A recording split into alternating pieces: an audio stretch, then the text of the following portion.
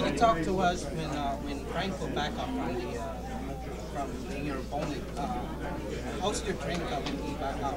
No problem at all, because I'm a professional. As you know, when you've had 113 amateur fights, it doesn't matter. You rock up to a tournament. You could be fighting Kazakhstan, Uzbekistan, Indonesia. You could be fighting Thailand. You just have to adjust to the style. I'm a professional. You know, when the fight fell through with Luis Franco, I stayed focused. My team told me to stay focused. 50 Cent rang us and said, just stay focused. You're gonna get another fight. We made a couple of changes, but that's boxing. You know what I mean? Fights happen. Fights fall through. But I'm ready now. No, you mentioned earlier that you're a different animal right now. Can you talk to us about what you do before? The record speaks for itself. You know, basically, I hired a new team. I changed my ways. I went from being the boss to having a boss, and I started following instructions.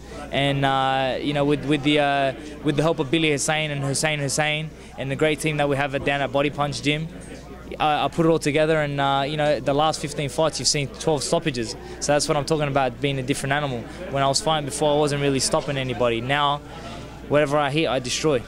Are we going to be able to see you regularly on American TV now? Definitely. You know, that's why we signed with SMS Promotions. That's why we're working with Lou DiBella. And we're very grateful to ESPN for giving us the opportunity. We're definitely going to be coming out here and showcasing the ability a lot more.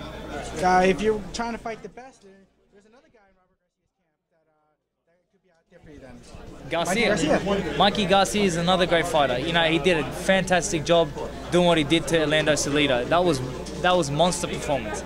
You know, and I like Mikey. You know, and we can definitely do that too. Listen, like I said to you, you got to give the fans the exciting fights.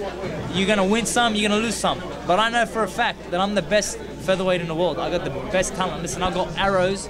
I can keep pulling arrows out all day. You know, like, listen, I got to box, I'll box. I got to run, well, then I got to run. You got to pull out an arrow. You know, I got to pull out an arrow, I got to do it. You got to do it, listen, that's how, you get a deck of cards and you play the card that you have to play during that fight. That's it. Or just building, I believe, right now. I mean, talk to me about that. How realistic is that to fight in Dubai and do a big event there? It's more realistic than you believe. Believe me when I tell you. You know, the Arab world does know about me now, and they know that I'm the only Arab world champion in the sport of boxing. And that's big, because I know they're looking for a star.